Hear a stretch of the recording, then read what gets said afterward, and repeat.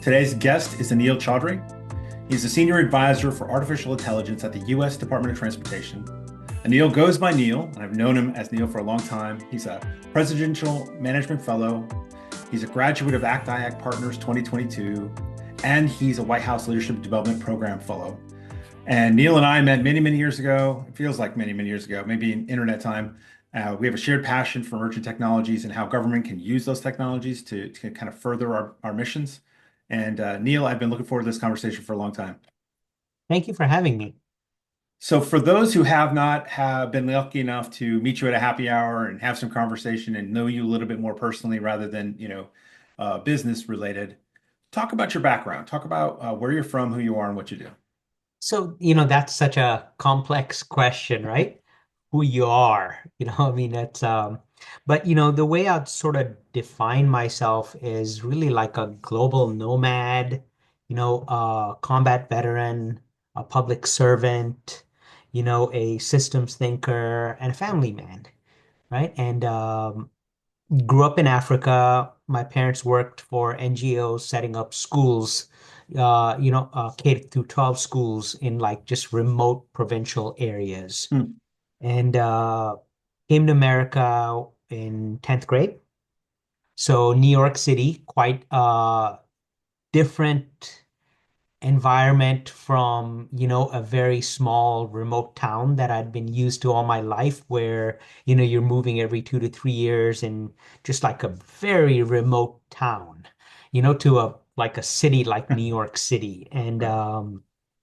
did high school, and after high school wasn't quite sure what I wanted to do. There, there's this always this Indian debt, go be an engineer, go be a doctor, right?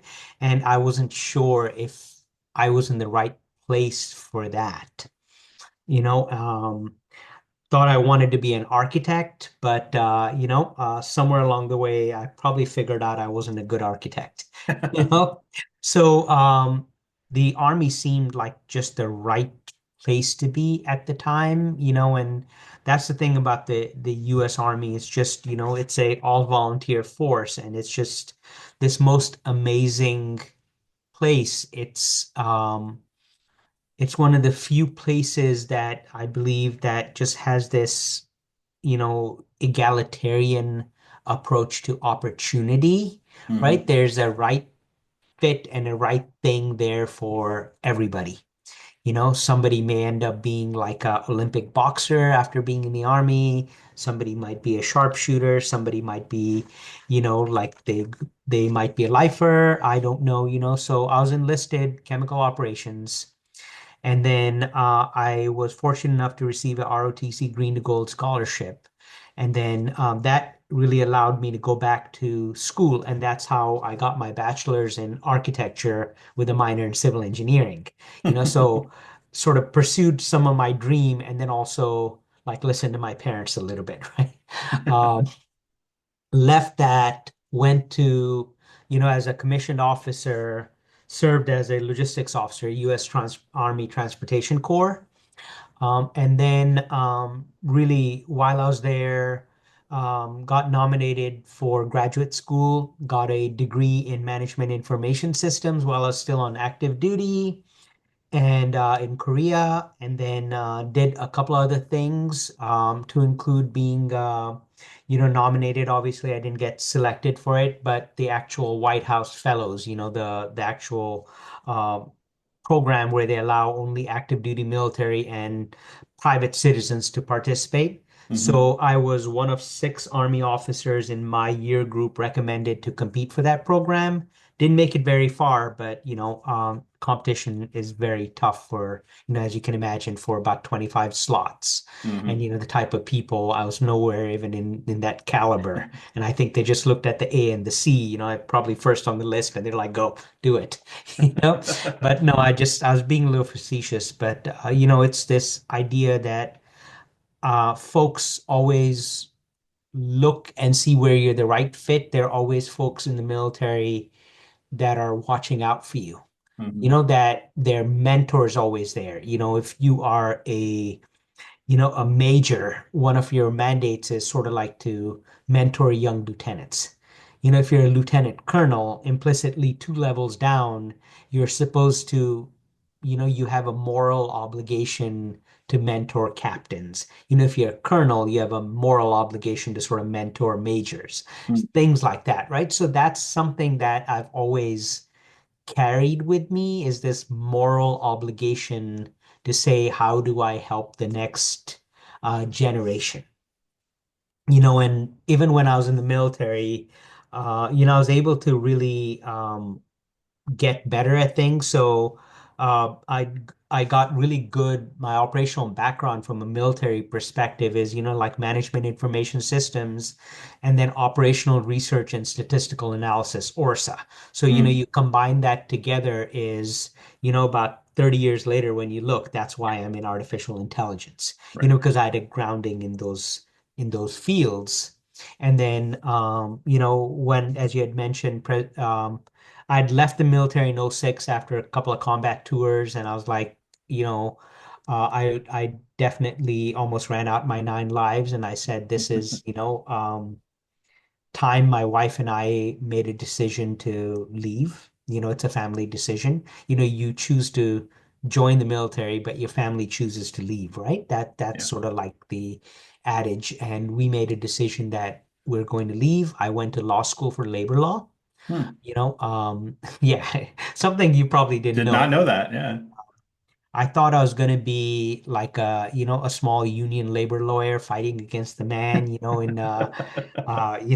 in New England, and that didn't come to pass. 2008 happened, a lot of things happened, right? And then I was fortunate enough to get picked up as a presidential management fellow at the Defense Business Transformation Agency, where I really got a Lean Six Sigma master black belt. As a facilitator, and then joined CBP, U.S. Customs after that. Spent good 9 years of my career there. Very fortunate to have a bunch of different roles there. Then joined the AI Center of Excellence in the Technology Transformation Services over at GSA. That's where we met. Yep, it was. Uh, and then from there, fortunate enough to get, like you had said, the White House Leadership Development Program as a fellow at the Office of the National Cyber Director in the Executive Office of the President. And now I'm at Department of Transportation, really working through the hype and the reality of artificial intelligence, right? So it's really about, for me, uh, it's about I didn't do this on my own. Like President Obama used to say, you didn't do this on your own. Somebody put that legal infrastructure in place, somebody put that other infrastructure in place so that you could succeed where, you may have the same idea, but in an authoritarian country, you'd never be able to succeed because we didn't, so somebody put Yeah. that infrastructure there that now you're benefiting from. So similarly, I look at myself and it's on the shoulders of giants. The things that other people did for me, where, I didn't, the way I sort of look back and now I'm close to 50 is that coming to the United States, $8 in your pocket and, being able to serve in the White House, no other country in the world would you ever have that opportunity. None Yeah. whatsoever. So it's how do I give back? That's really where I end up spending a lot of energy is mentoring and trying to figure out how to pass the baton on and give others the opportunities that I've received. And that was a really long-winded answer. I No, apologize. no, that's great. And as a small illustration of that, because you and I have had a lot of interactions over the years, I remember when we were at a happy hour that I brought my daughter with me, and you pulled her aside and said, "Okay, ignore dad for right now. Here's what you need to do." And you gave her a set of tasks to move around the room, meet people, and she did it. And you just had a way of interacting with her that set her at ease because she was, a little anxious when she first got there. And she continues to benefit from that, even that little bit of guidance that you passed on to somebody up and coming. And that I've seen you do that many times, and it's fantastic. And so certainly you have that passion, and I can see it, when we're out and about. So Neil, when you look at your career, you look back over the years, what's something you go, man, or it could be more than one something, but what's something you go, man, I really wish it wasn't done that way. I mean, it's inefficient, it's a little troublesome. It could be made easier for those who are coming behind us. And I'll caveat to say, you and I today, we may talk about it a little bit, but we're not gonna have any like mechanism to really implement a solution. But let's hopefully get somebody who does have that to think about it and maybe could make a change. What's something you're thinking about?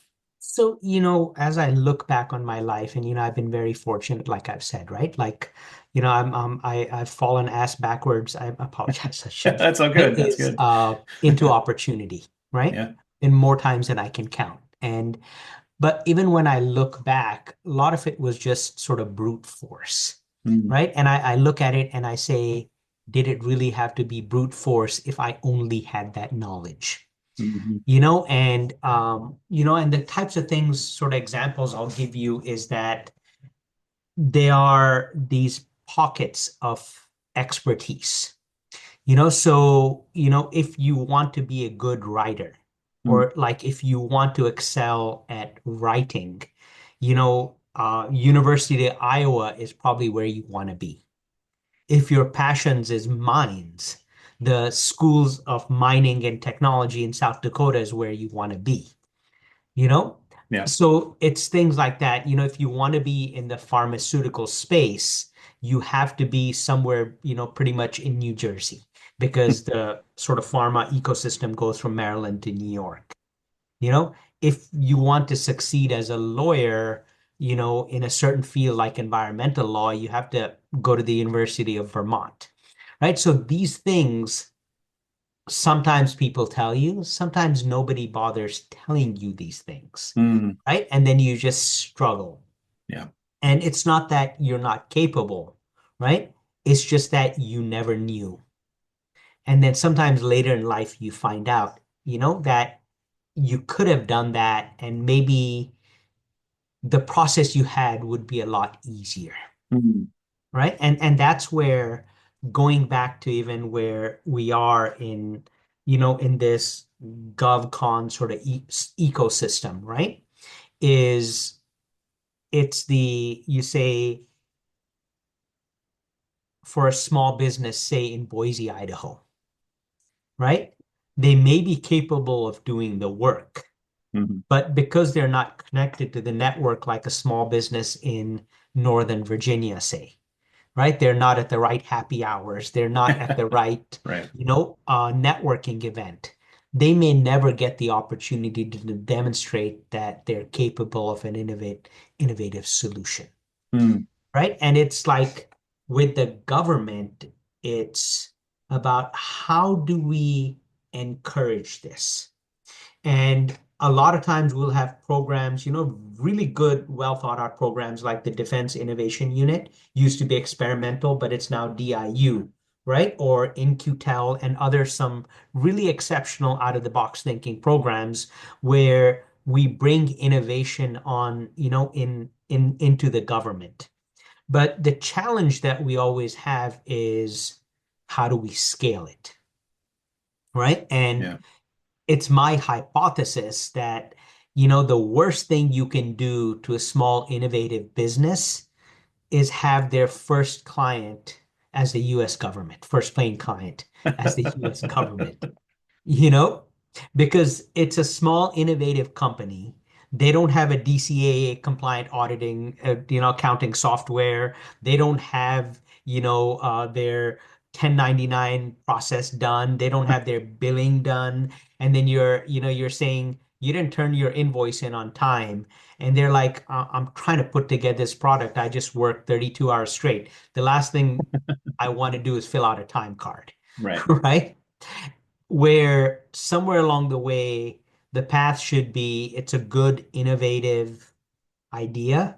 How do we get them or position them to maybe have a small Fortune 500 client Mm, as a client first, so they understand how to work with a smaller bureaucracy, and then their next client is the United States government. What does that roadmap look like?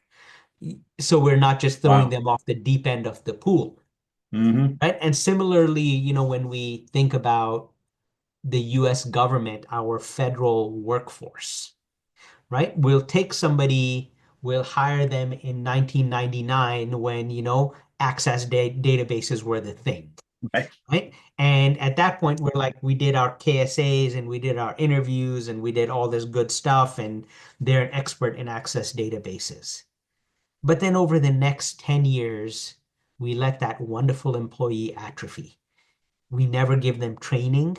We never encourage them to go attend conferences, Yeah. right? We never go encourage them to, we don't even have a path where they could go to industry for 6 months and then come right back to their job.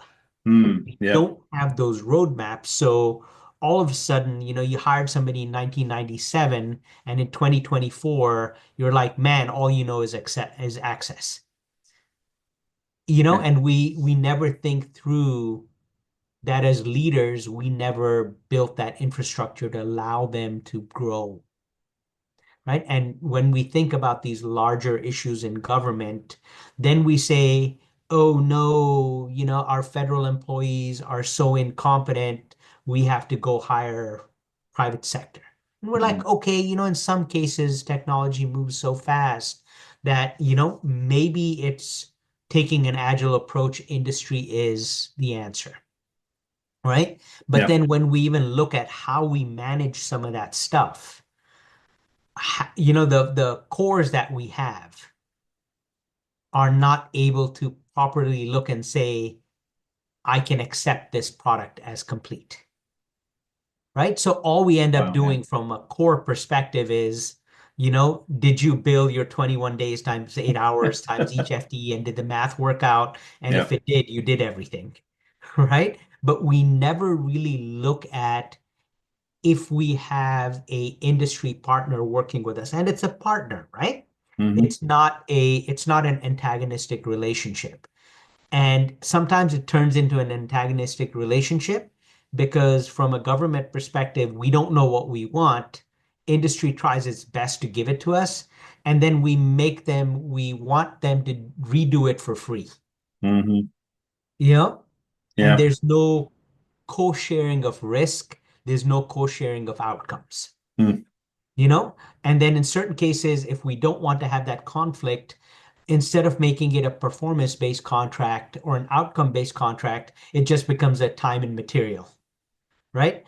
You'll just sit here, we'll do our Scrum and our Agile ceremonies, which are meaningless because everybody's on Zoom. So instead of having that 5-minute stand up where people get uncomfortable from standing up, we'll Yeah. have a 45-minute stand up on Zoom, Right. right? And we have just turned the Agile ceremony into a ceremony, nothing else, right? So Mm. it turned into a time and material contract, which we tried to get away from.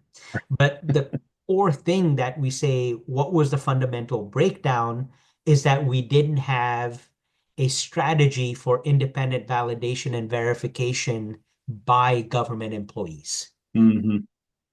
So those are some of the things, and it always goes back to how did we manage and grow our workforce, right? There's the recruiting and then there's the retention, right? Yeah. And somewhere along the way in retention, are we really thinking about how to make sure our workforce is growing? And part of that, yes, some maybe, in 2012, somebody from GSA really abused the system. And on the front page of the Washington Post, we had this guy sitting in a hot tub with a cigar in his mouth, right? Yeah. And yes, Congress has every right to get mad about that, right? Is this flagrant abuse of government resources? But then what ended up happening past 2013 and 14, right? And we still see it now, is that everybody got punished. Yeah. Even the, yeah. Basically, we were all told that if you want to go attend the annual Salesforce conference in San Francisco, you need a deputy secretary approval to do so, which pretty much said, don't do it, right? And or there's this other Gartner conference in in Orlando, I think. Orlando, Yeah. or the CES in Vegas. Oh no, you can't go to any of these events where private industry is engaging and to Mm. engage in a sort of learning environment. None of you can go. And you know what? We'll give you a training budget, but what we want you to do is go attend some webinars and call it a day. Right? So we have really taken this idea about, and said all we really want you to do as government employees is just time and attendance. And how do we fundamentally fix that are some of the larger issues that Mhm. I'm hoping that we'll get to in probably before I die or Hopefully, retire, you hopefully, know? hopefully. I mean, so what I'm hearing is a general theme. I think you reiterated it, right? Of growth and management of our employees, like how to keep them good, how to keep them engaged and at a knowledge level they need to be at. And I think that is like you, I'm in government, right? And it's been a challenge. Some organizations have a well-oiled machine for that and actually do pay for training. My last agency was one, but not all do, and certainly not all do evenly across the government, right? We always think of government being it's just the federal workforce, but it's not. It's a pocket here, a pocket there. The missions are totally different. Mhm. The knowledge the person might need to have is completely different, right? Over here, you might need to have specialized skill in XYZ, but over here, you need it in something completely different. But I think I And also heard as a thread growth and management and education for companies, especially small companies, who are trying to break into the space with new, innovative, amazing ideas, but our monolithic way of treating every company the same hasn't allowed for a better relationship to help that company grow. yep, and it's also, the other aspect of this, the triad, right, is academia. Yeah. And how to figure out a pipeline so it's a seamless transfer between academia, industry, and the government, where people can pivot as needed. So, Hmm. like for example, for me, ideally at this point in my career, you know, engaging with academia would probably benefit the government. Hmm. And it's a challenge to try to figure out how to do that. We have mechanisms to get IPAs into government, but we don't have mechanisms to get federal employees, in academic or FFRDC type institutions where we can bring our expertise on implementation to these folks that have really good ideas about how to solve a problem. Yeah, that's something and I saw DoD very well in with officers. Like I Yes. there was a an individual I knew many, many years ago who did a rotation. I think he was also Army officer, Yeah. and he did a rotation at Cisco. He went and worked at Cisco and worked with the VP. He was attached to the VP. Whenever it Yep. was like it became, it's almost like he instead of being an aide to a general, he was an aide to a vice president at a company. And And that's where active military has these really good yeah, systems. And somehow we're not able to port those systems to the federal civilian side. yeah. There would be a lot of benefit, a lot of exchange. I think I was just talking with a friend yesterday at a happy hour about how there's significant value to people who have spent time working for a company, large or small or both, and have come to government. And there's an equally the other direction. You've come from government and now you're working in the corporate Mhm. side because now you see the whole picture of, okay, how are they doing pricing? How are they trying to figure out how to meet the need that has been articulated in a way that may not be what they actually wanted, right? How am I read the tea leaves on what that is they want? And as you know, I myself have benefited significantly from, I did 7 years as a consultant in a variety Mhm. of companies and did proposals and I did the tech presentations, I did delivery, gave the customer what they wanted. And in the intervening years, while in government, I think my contract writing got much better. I knew how to articulate, because if I Yes. knew of how I would have bid on it, how I would have proposed the solution, I could better articulate my requirement. And that's where if you've never worked private sector, Yeah. sometimes, in government that can be a hindrance, or you haven't worked private or engaged with private sector in a while. And a lot of this takes strategic foresight. Hmm. And so it used to be, from a lot easier, in my opinion, right? Is that we'd have a regular appropriations process and you could plan for certain things. And I think it's been about 4 or 5 years since I've actually seen an appropriations process, right?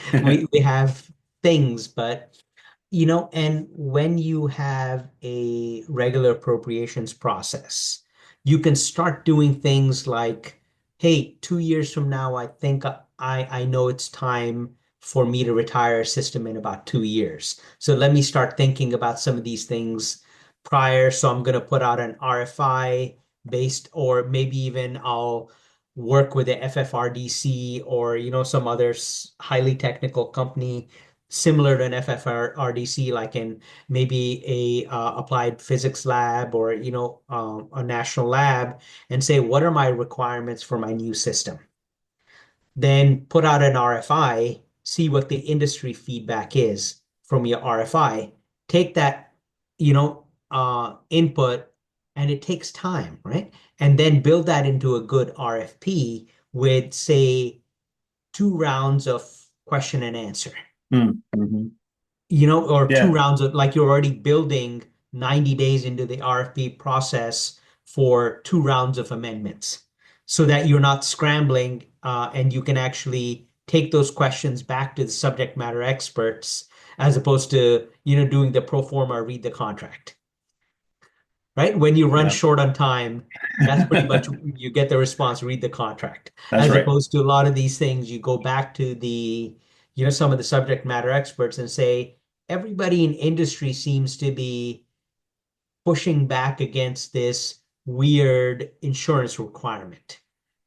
Is it really necessary, or how can we better frame this? Mm-hmm. And I give this example from my wife is a small business owner, so I see all the madness from her end. Where Yeah. we look and we, like, we had this call for an RFP and we're sitting there, and they're going over, hey, do you have any questions and stuff? And unilaterally, everybody picked about this weird theft insurance because there's nothing to steal. And we're all saying it looks like it's a cut and paste job from A different another proposal. contract where maybe they are handling money or they are handling goods in a warehouse. So maybe you do need theft insurance. But in this case, there's nothing to steal. What are you trying? Why do we need theft insurance? And folks couldn't answer that. And because the time to flip the contract and the due dates for proposals was so short, basically they said, we're not changing it. It is what it is. Oh, wow. And nobody could understand why. Yeah. Right? So those kind of things, if you can plan better for your, for your partnerships with industry, it just works that much better. So you can look and you say, I know, and I'll give you an example. This is what has influenced my thinking. Many years ago in US Customs, I worked for this senior executive called Eugene Sheed. Brilliant guy. I think he's retired by now. But one of the things that he used to do, as the chief administrative officer, is that he had the chief, head of contracting authority, the CIO, and the CFO and him sit in a room once a month, and Mm. they would go over line by line every contract. And the first question would be, he would ask the CIO for that particular contract, are you happy with this performance? And would you like to extend or exercise the option periods? And then the CIO would be like, yes. And then we just, move on. Or you'd say no. And then you say, okay, we have 8 months left. What do we need to do to make this happen so that when we choose not to exercise the option, we're not going on a last minute 6 month bridge because it Right. came as a surprise, right? So that Right. fundamentally being able to sit down, from a budget perspective, a contracting perspective, and a program manager perspective, a programmatic perspective, right? And say, what is coming down the pipeline in about 8 months that we need to plan for so that nobody's surprised. Mm. And it was a small closed door meeting with only those four principals. And the reason I was there is I was a note taker. But I saw this and how it made things so much more effective Yeah. because nobody was shocked and you said, "Oh, we need to like let out this contract and we need to do things." Everybody was on the same sheet with the pipeline and said where we need to exercise judgment, where we need to do things, right? Where we need to put resources. And I don't see that very often in a lot of organizations I go to. No, what I see are frazzled government people who don't have enough time, who themselves have a customer. They're probably just managing the contractor on their behalf, Yeah. who are who didn't really know their requirement. I think my last agency, I really made a push for, can we please put in place a business unit around business process reengineering? If we just would emphasize that in government more, this goes back to Six Sigma. I did Six Sigma in the military as well, right? If we would just emphasize understanding what our actual need is and what it will take to get that need met, Yeah. then many of the government contracts that are let today would be much more effective, right? I'm not trying to dog on my fellow government people. They're just trying to get their job done in the best way they can And do it. that's where, when you had asked the question earlier, right? That's the part that's most frustrating is that because we have all these silos, Yeah. people are working harder than they need to. Yeah. Well, look at even amongst the agencies, right? Mhm. You and I, we participate in the broader GovCon community, and because of that, we get to meet other government people and have really great conversations that we might not have other had. Like, how are you solving this problem at your agency away from a contractor, maybe, because maybe some of it's not something we should talk about, right? But we can have those interactive, but there's no mechanism within government to facilitate conversation amongst agencies. It's individuals that make that happen today. And it's a And shame because like a given agency might have solved, this is how I'm going to do my AI contracting. This is how I've written my statements work. Here's how I developed my requirement, right? And the mechanism I did that or the strategy that went into place. and and that's why I want to, circle back to a point you had made earlier, right? Is that I am able to get the training I need, right? But Yeah, that's an individual thing. it is. But from a government perspective, we don't have folks taking a strategic approach on what sort of trainings we should be encouraging government employees to take holistically. I would agree. Yeah, generally I would agree. I've been lucky to be at a few organizations that have that latched down pretty well. But generally, no, you're right. I think I've seen companies have done that very, very well, right? Because they want their company to continue to be competitive going into the future. They take care of their people. They make sure they're learning the next thing so that they're ready when the next customer or when the current customer says, I want to do it. They already know it, Yep. but it's much more of a challenge within government. A lot of it's the way we do budgets. First thing that gets cut is training. If there's a cut coming, training's the first thing Yep. that goes. It's also the way we do performance sometimes. It's the way we do performance plans with a training plan that supports it. I And remember when I started in government many, many, many years ago. I've been in government, civilian government now for mhm. 15, 18 years. I think there was a greater emphasis on that. But as the speed of IT increased, right? Now it's less and less and less. And I've realized the only way I stay on top of it is on my own. I just do all my own training. And that's the kind of thing, right? Is where even for our younger federal employees, folks that are coming into the federal space, where they're looking for leadership, they're looking for those mentors, and I do that, Yeah. right?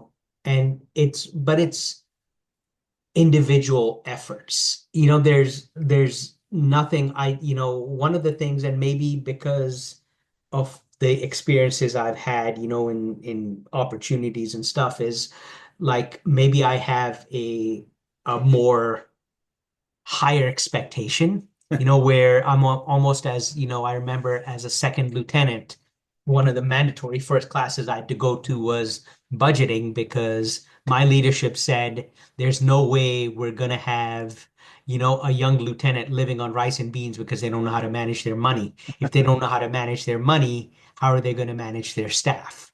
Right. Right? Right. Just like we'd go to these, I remember even as a young captain, they made us retake English writing classes, grammar classes, because you should be able to write. Right. You know, those sort of other things where, uh, you know, uh, if you are stationed, at certain places, they'd make us go to etiquette classes so that we're able to interact, in different settings appropriately, Yeah. not related to your core job.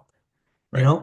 Your core job might be running a warehouse, but all these other strategic things, there was a plan to get you acclimatized to these things. So as you'd move up in your career, you'd be able to take advantage of them when you needed them, not after the fact. Mm-hmm. And it's the same thing with sort of training. And I'll give you a good example here, like prompt engineering, right? Wow. FAI has done this wonderful thing where they're focused on getting people, they're offering government employees certification for prompt engineering.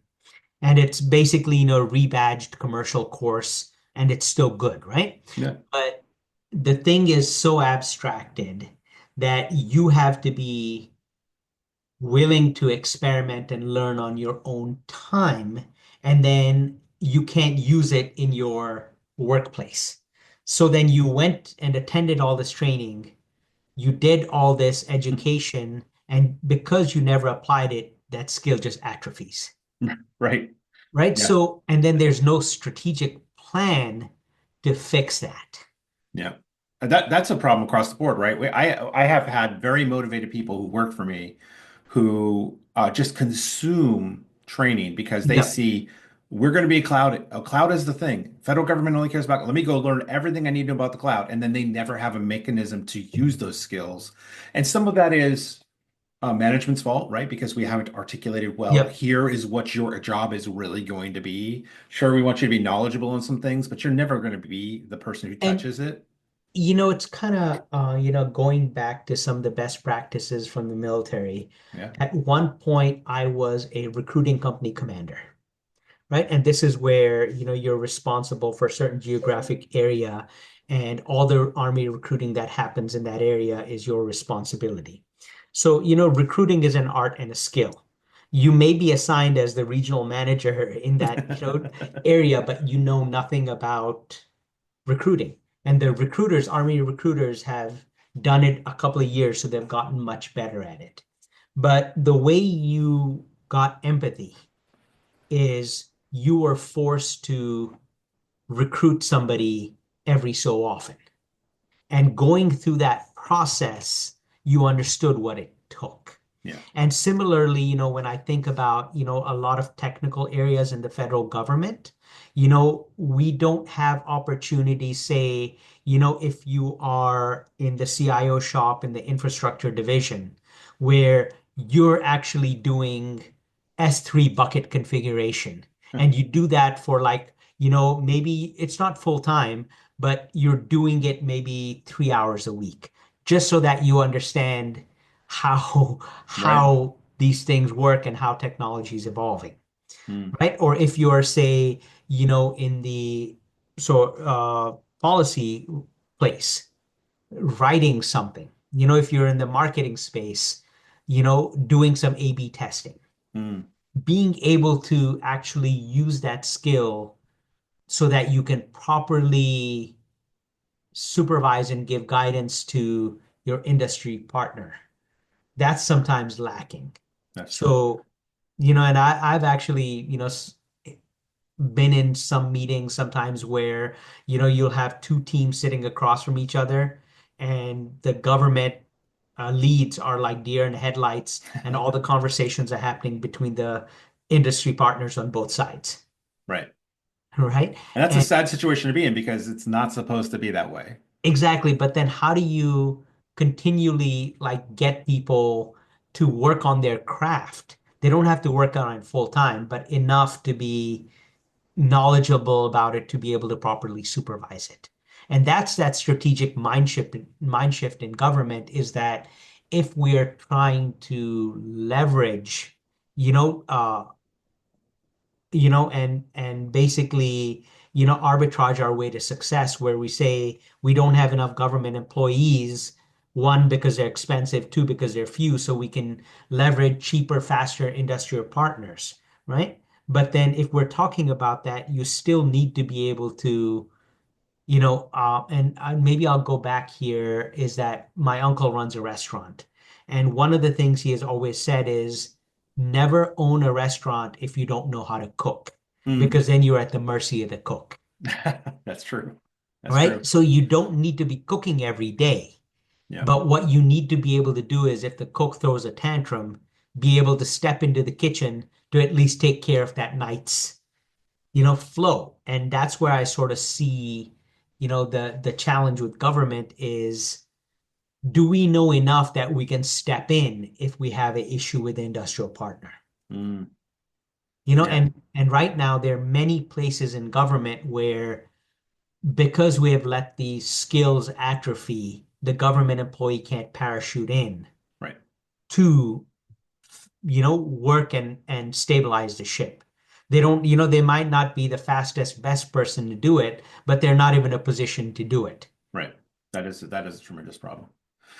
So Neil, as we go into this new year, what's coming up for you?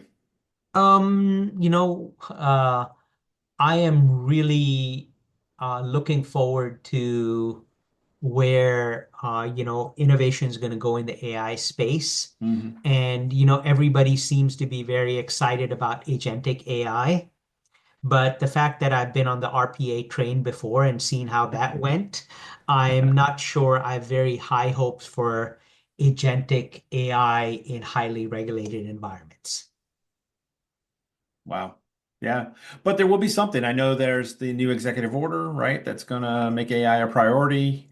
Yes, Uh, and there's AI so that you can have a virtual companion because you're lonely, right. right? There's agentic AI that will help you make restaurant reservations.